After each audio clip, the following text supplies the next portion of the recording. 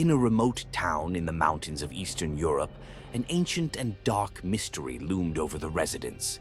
At the heart of this town stood an old tower, whose clock chimed only once a year, at midnight on the last day of the year. With each chime, a resident disappeared without a trace. The legend said that this was the price the town paid for a forgotten curse. Nestled between snow-capped peaks and deep valleys, the town of VörösHegy was a relic of ancient stories and secrets. The stone structures, darkened by time, and the narrow streets paved with cobblestones told tales of a past that many preferred to forget. But the clock tower insisted on remembering. Rising in the center of the main square, the tower was a Gothic structure with worn gargoyles that grimly peered down at the passers-by below, their faces corroded by the wind and the acid rain of harsh winters. The clock of the tower, with its opaque face and rusty hands, marked not only the time but the cycle of an enchantment that the town could not break. According to local legend, the curse began during a terrible epidemic that devastated the town centuries ago. In desperation, the ancient leaders made a mystical pact, sacrificing something precious each year to ensure the town's survival. Since then, at midnight on the last day of the year, the clock chimed 13 times, and with each chime a resident was taken, disappearing as if they had never existed. The elders of the town murmured that the curse could be a punishment for forgotten sins, or perhaps a grim reminder that some pacts are eternal. In the nights leading up to the new year, a supernatural quiet fell over VörösHegy. Families retreated indoors, the lights dimmed early, and the silence was only broken by the wind whistling through the cracks of the old houses. Each year the town shrank, each disappearance leaving an empty house, one less chair at the table, one more echo in the memories of those who remained. And so the clock tower stood, a beacon of doom and hope, a reminder that the past is never truly dead, merely asleep, waiting for the next midnight. Thomas, a young historian fascinated by urban legends and unsolved mysteries, decided it was time to unravel this enigma. Accompanied by his friend and research assistant Elisa, and by Marcus, a photographer documenting inexplicable phenomena, they arrived in the town with the intention of discovering the truth behind the mysterious clock. Thomas, whose passion for uncovering the darkest secrets of history had taken him to many forgotten corners of the world, found in VörösHegy a challenge that seemed to defy time.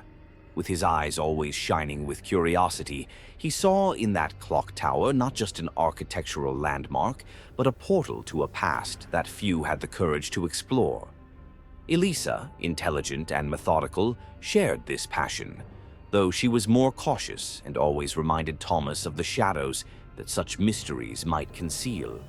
Marcus, armed with his camera and a healthy skepticism, was always ready to capture the moment when the inexplicable became real. Upon arriving in VörösHegy on New Year's Eve, the trio felt a palpable change in the air. The silence of the town was almost tangible, as if every stone and every breath of wind were laden with the weight of expectation and fear. The streets were desolate, and the few people seen in the distance hurried back to their homes, casting nervous glances at the tower as they passed. Determined to make the most of every moment before the fateful midnight, Thomas led Elisa and Marcus through an intense investigation. They spoke with local residents, many reluctant to talk, their faces marked by the fear that drawing attention to the curse could bring misfortune. However, with persistence and the help of a few shots of local brandy, they began to piece together fragments of stories, accounts of past lives, ancient pacts, and the sound of the chimes that, according to the locals, echoed deeper in the soul than in the air. As Marcus documented these testimonies, he captured not only the expressions and gestures, but also the oppressive atmosphere that seemed to grow as day turned to night. As darkness deepened, they prepared to face whatever midnight would bring, armed with cameras, recorders, and an unrelenting thirst for truth. The clock tower, illuminated only by the faint light of the stars, awaited like the stage for a final act, ready to reveal its secrets to those brave or foolish enough to listen to its chimes. The clock tower was located in the center of town, an imposing structure that dominated the urban landscape with its shadowy presence. Surrounded by chains and a sign that read, "Enter at your own risk," the tower had an aura that discouraged visitors. But for Thomas and his friends, that was just another reason to explore. As they approached the tower under the twilight cloak, Thomas, Elisa, and Marcus felt a mix of excitement and apprehension. The structure loomed before them, its gray stone walls covered in moss and lichen, witnesses to centuries of history and untold secrets. The chains blocking the entrance creaked softly in the wind, as if whispering a warning to those who dared to unravel its mysteries. The "Enter at your own risk" sign was faded by time, the letters corroded almost to the point of illegibility. But the message was clear. It was not just a physical warning, but also an echo of the cautions they had received from the town's elders. "There are things that sleep best left undisturbed," an old man had told them, his trembling voice reflecting a deep-seated belief in the supernatural. But Thomas was driven by the need to discover, to understand what lay hidden beneath the legends. With firm determination, he examined the rusty lock that secured the chains. Without the proper key, they would need a more creative solution to gain entry. Marcus, ever prepared, pulled a sturdy pair of pliers from his backpack. With a few firm and calculated movements, he managed to cut the chains, clearing the way to the tower's door. As the last chain fell to the ground with a metallic clang, a shiver ran through the group. It was not just the cold night breeze that touched their skin, but the sensation that they were about to enter a realm forgotten by time, a place that held more than mere clockwork mechanisms. They exchanged glances, anxiety and anticipation reflected in their eyes. Pushing open the heavy wooden door, the trio stepped into the darkness of the tower. The air inside the structure was cold and thick with the scent of mold and ancient metal. As their lanterns cut through the darkness, revealing the spiral staircase rising before them, Thomas felt the weight of history in every stone. It was as if each step they took led them deeper not only into the tower, but also into the depths of a long-buried story, ready to be brought to light. In the days leading up to the new year, the trio spent hours in the town library, sifting through dusty archives and ancient records. They discovered that the clock was built in the 14th century, during a time when the town faced a great plague. The legend told of a clockmaker named Master Alaric, who had constructed the clock and made a dark pact to protect the town from the disease in exchange for an annual sacrifice. The city library was an old stone building with tall, narrow windows that allowed little light to enter, creating a perfect, gloomy atmosphere for the research that Thomas, Elisa, and Marcus were conducting. The shelves were filled with leather-bound tomes, many of which had not been touched for generations, covered in a layer of dust that danced in the beams of light that filtered into the silent space. As they turned each page of the ancient records, the trio uncovered more about the city's history and its mysterious clock. The documents revealed that during the plague, the population was desperate, on the brink of extinction. It was then that Master Alaric, a renowned clockmaker and alchemist, offered a solution. He promised to build a clock that would bring protection and renewal, but at a terrible cost. The city would have to sacrifice one of its inhabitants each New Year's Eve, thus ensuring the survival of the others. The pact was sealed with a dark ceremony that, according to the records, took place under the light of a lunar eclipse, granting the clock powers that transcended mere timekeeping. Alaric used his knowledge of alchemy and horology to infuse the mechanism with ancient magic, binding the life of the city to the clock's functioning. It was an extreme solution for a time of absolute desperation. As the centuries passed, the clock became both a savior and an executioner, symbolizing survival through sacrifice. Each year, as midnight approached, the townspeople felt both gratitude for the protection granted and fear of who would be the next to disappear. Elisa, while reading these stories, felt a mix of fascination and horror. How could a city continue living this way? She questioned, looking at Thomas, who was equally absorbed in the texts. Marcus, on the other hand, captured every expression from his friends, documenting not only the research, but also the emotional impact the story was having on them. The discovery of this dark pact and its consequences over the centuries offered the trio a new understanding of the depth of the mystery they had set out to unravel. Now they knew they were facing a tale of sacrifice and survival, woven into the very fabric of the city's time. With this new information, they prepared to confront whatever would happen on New Year's Eve when the clock struck again, hoping to find a way to undo the ancient pact and free the city from its perpetual cycle of loss and renewal. As New Year's Eve approached, a palpable tension gripped the city. The residents locked themselves indoors, fearing midnight and what it would bring. Thomas, Elisa, and Marcus, however, decided to stay near the tower to witness the event and perhaps find a way to break the curse. Before the sun set on the last day of the year, the streets of VörösHegy quickly emptied. The lights in the houses turned off one by one, as if the residents were trying to hide from the shadow of the fate that the clock would bring at midnight. Windows and doors were locked, curtains drawn, and the ensuing silence was almost deafening. The atmosphere was charged, heavy with the weight of an ancient secret and a fearful expectation. Thomas, Elisa, and Marcus, equipped with flashlights and recording equipment, walked through the deserted streets toward the tower. The imposing structure loomed against the night sky, a dark and dominant silhouette. "It's almost time," Thomas said, checking his wristwatch as they positioned themselves in a spot where they could observe the tower without being noticed. They set up a small camp with a clear view of the tower and its surroundings. While Marcus adjusted his camera to capture any supernatural activity, Elisa prepared an audio recorder, hoping to catch sounds that might go unnoticed by the human ear. Thomas, in turn, held tightly to a copy of the old records, hoping that something in the texts might offer a clue at the last moment. As the clock approached midnight, the wind began to blow stronger, lifting whirlwinds of snow around the tower. The three friends moved closer, hearts pounding in their chests. "What do you think is going to happen exactly at midnight?" Elisa asked, her voice low, mingling with the sound of the wind.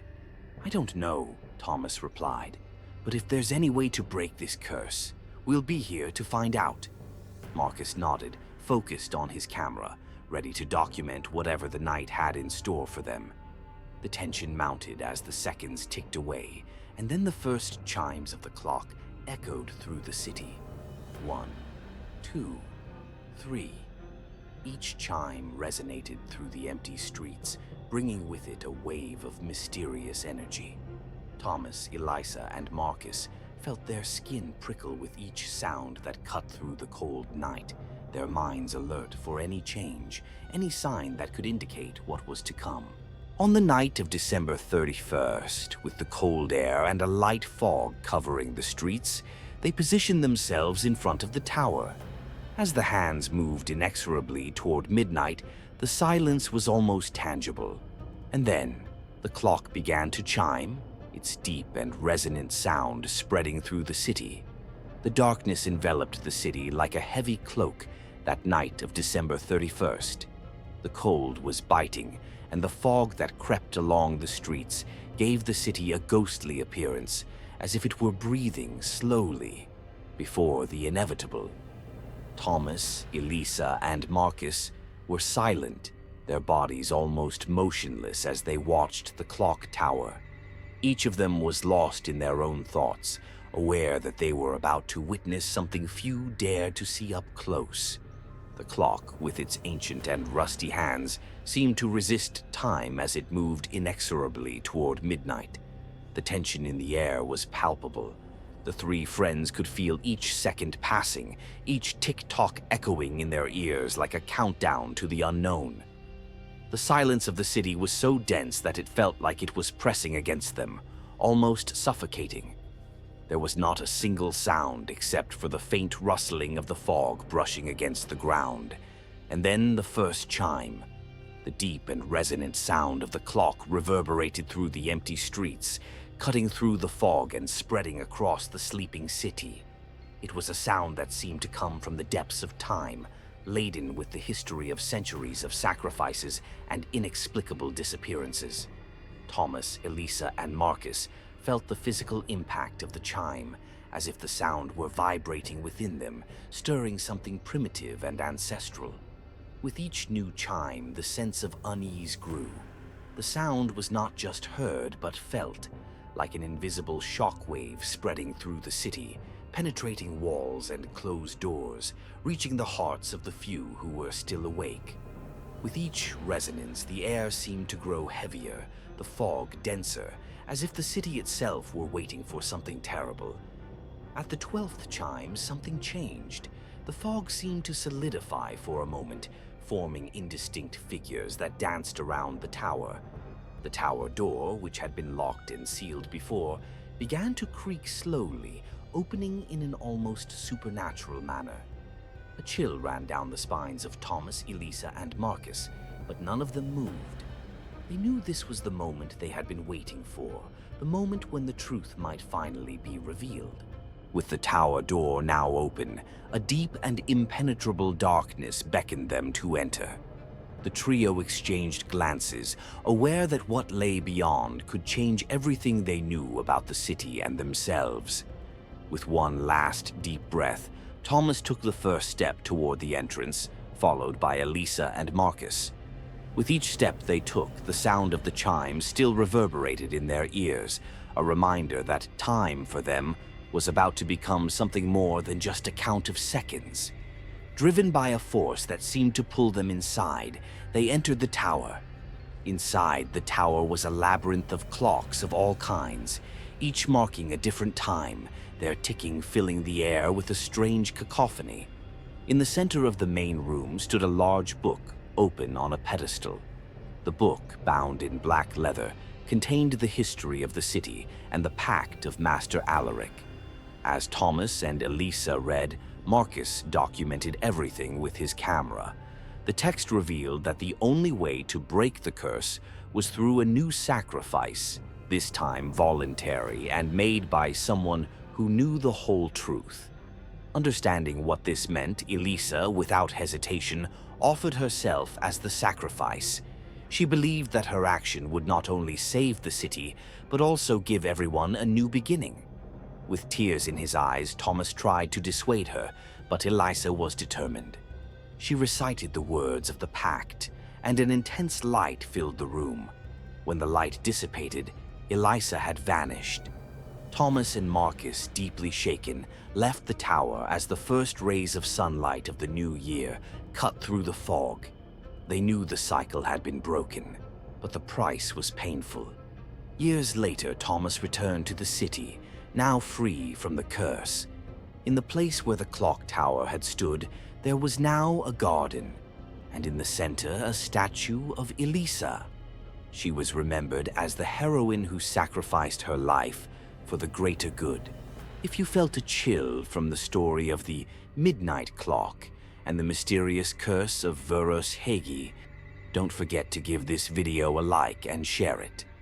If you're not subscribed yet, take this opportunity to join our channel, where we explore the most intriguing mysteries and stories that will make you question the world around you. Click the subscribe button and activate the notification bell so you won't miss any of our videos. And now I want to know from you. What do you think happened in the tower when the clock struck its final chime? Leave your comment below and let's continue this conversation. Until the next mystery.